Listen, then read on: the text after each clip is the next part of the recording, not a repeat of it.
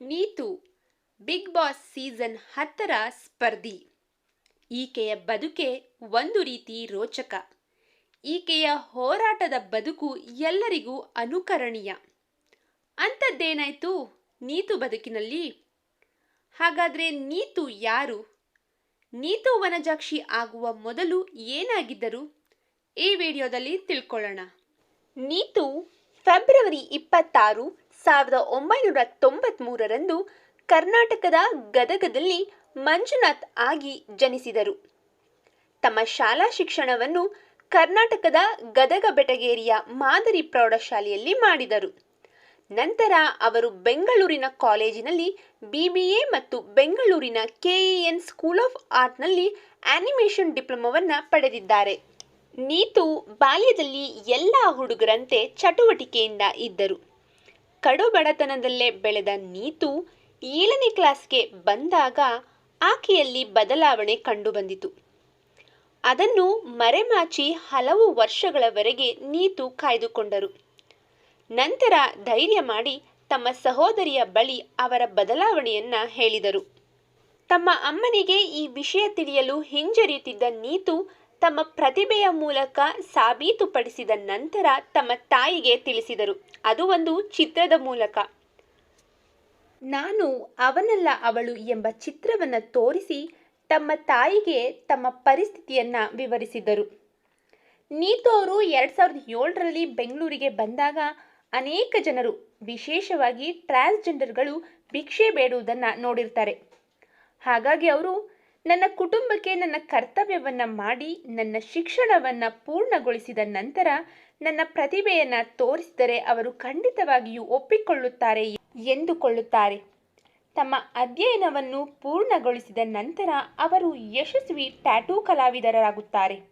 ನೀತು ವನಜಾಕ್ಷಿ ಒಬ್ಬ ಭಾರತೀಯ ನಟಿ, ರೂಪದರ್ಶಿ, ವಾಣಿಜ್ಯೋದ್ಯಮಿ ಹಾಗೂ ಟ್ಯಾಟೂ ಆರ್ಟಿಸ್ಟ್ ಆಗಿ ಕಾರ್ಯನಿರ್ವಹಿಸುತ್ತಾರೆ. ಈ ರೀತಿಯಾಗಿ ನೀತು ಗುರುತಿಸಿಕೊಳ್ಳುತ್ತಾರೆ. ಈ ಸಮಾಜದಲ್ಲಿ ತೃತೀಯ ಲಿಂಗಿಗಳನ್ನ ಹೇಗೆ ಕಡೆಗಣಿಸಲಾಗುತ್ತೆ, ಆದರೆ ಅವ್ರಿಗೂ ಕೂಡ ಬದುಕುವ ಹಕ್ಕಿದೆ, ಅವರು ಕೂಡ ಎಲ್ಲರಂತೆ ಬದುಕಬಹುದು ಅನ್ನೋದನ್ನ ನೀತು ವಾಣಿಜ್ಯೋದ್ಯಮಿಯಾಗಿ ತೋರಿಸ್ಕೊಟ್ಟಿದ್ದಾರೆ. ನೀತು ಅವರು 2016ರಲ್ಲಿ ಟಿಟ್ ಫಾರ್ ಟ್ಯಾಟೂ ಎಂಬ ಹೆಸರಿನ ತಮ್ಮ ಟ್ಯಾಟೂ ಸ್ಟುಡಿಯೋವನ್ನು ಸ್ಥಾಪನೆ ಮಾಡ್ತಾರೆ.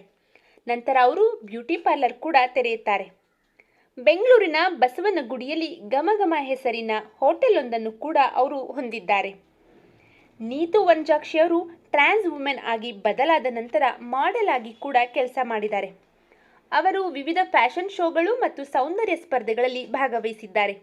2017ರಲ್ಲಿ ಅವರು ಮಿಸ್ ಟ್ರಾನ್ಸ್ ಡೈಮಂಡ್ ಪ್ರಶಸ್ತಿಯನ್ನು ಕೂಡ ಗೆದ್ದಿದ್ದಾರೆ. ಅಕ್ಟೋಬರ್ 3, 2019ರಂದು ನವದೆಹಲಿಯ ಜನಕ್ಪುರಿಯಲ್ಲಿ ದಿಲ್ಲಿ ಹಾತ್ನಲ್ಲಿ ನಡೆದ ಮಿಸ್ ಟ್ರಾನ್ಸ್ ಕ್ವೀನ್ ಇಂಡಿಯಾ ಸ್ಪರ್ಧೆಯ ಪ್ರಶಸ್ತಿಯನ್ನು ಸಹ ಅವರು ಗೆದ್ದಿದ್ದಾರೆ. 2020ರಲ್ಲಿ ಮಿಸ್ ಇಂಟರ್ನ್ಯಾಷನಲ್ ಕ್ವೀನ್ ಆಗಿ ಭಾರತವನ್ನು ಪ್ರತಿನಿಧಿಸಿದರು. Mister and miss Bangalore 2018, miss and mister gracious Karnataka 2021 ಮತ್ತು ಮಿಸ್ ಕರ್ನಾಟಕ ಐಕಾನ್ 2021 ಸೇರಿದಂತೆ ವಿವಿಧ ಸೌಂದರ್ಯ ಸ್ಪರ್ಧೆಗಳ ತೀರ್ಪುಗಾರರಾಗಿ ಭಾಗವಾಗಿದ್ದಾರೆ. ಇದರ ಜೊತೆಗೆ ಅವರು ವಿವಿಧ ಬ್ರ್ಯಾಂಡ್ಗಳ ವಿವಿಧ ಜಾಹೀರಾತುಗಳಲ್ಲಿ ಕಾಣಿಸಿಕೊಂಡಿದ್ದಾರೆ.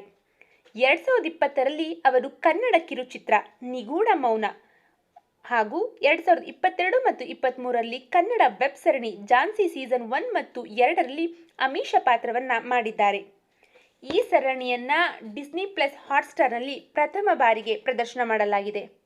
2023ರಲ್ಲಿ ಜೀ ಕನ್ನಡದಲ್ಲಿ ಪ್ರಸಾರವಾದ ಸೂಪರ್ ಕ್ವೀನ್ ಟಿವಿ ರಿಯಾಲಿಟಿ ಶೋನಲ್ಲಿ ಸ್ಪರ್ಧಿಯಾಗಿ ಕಾಣಿಸಿಕೊಂಡಿದ್ದರು. ಟಿವಿ ಶೋನಲ್ಲಿ ತಮ್ಮ ಜೀವನದ ಕಷ್ಟಗಳನ್ನು ಎದುರಿಸಿದ ರೀತಿ ಮತ್ತು ಸಾಧನೆಗಾಗಿ ಮನ್ನಣೆ ಪಡೆದ ಮಹಿಳೆಯ ಜೀವನ ಕಥೆಗಳನ್ನು ಪ್ರದರ್ಶಿಸುತ್ತಾರೆ. ಮಂಗಳಮುಖಿಯರೆಂದರೆ ಕೇವಲ ಕೈತಟ್ಟಿ ಭಿಕ್ಷೆ ಬೇಡುವವರು ಅನ್ನೋ ಭಾವನೆ ಇರ್ತಿತ್ತು. ಆದರೆ ನೀತು ಅದೆಲ್ಲವನ್ನ ಸರಿಗಟ್ಟಿದ್ದಾರೆ. ಹೋಟೆಲ್ ಉದ್ಯಮಿಯಾಗಿ, ಬ್ಯೂಟಿ ಪೇಟೆಂಟ್ ಆಗಿ, ಮಾಡೆಲಿಂಗ್ನಲ್ಲಿ ಗುರುತಿಸಿಕೊಂಡು ಮಂಗಳಮುಖಿಯರು ಕೂಡ ಸಹಜ ಬದುಕನ್ನು ಅನುಭವಿಸಬಹುದು ಅಂತ ತೋರಿಸ್ಕೊಟ್ಟಿದ್ದಾರೆ. ಅವರ ಹಾದಿಯಲ್ಲಿ ಅನೇಕ ಕಷ್ಟಗಳಿದ್ದರೂ ಅವುಗಳನ್ನೆಲ್ಲ ಎದುರಿಸಿಕೊಂಡು ಬಿಗ್ ಬಾಸ್ ಸೀಸನ್ನಲ್ಲಿ ಅವರು ತಮ್ಮ ಪ್ರದರ್ಶನವನ್ನು ತೋರಿಸುತ್ತಿದ್ದಾರೆ. ಇಂತಹ ನೀತು ಎಲ್ರಿಗೂ ಮಾದರಿ ಅಂತ ಹೇಳ್ಬೋದು.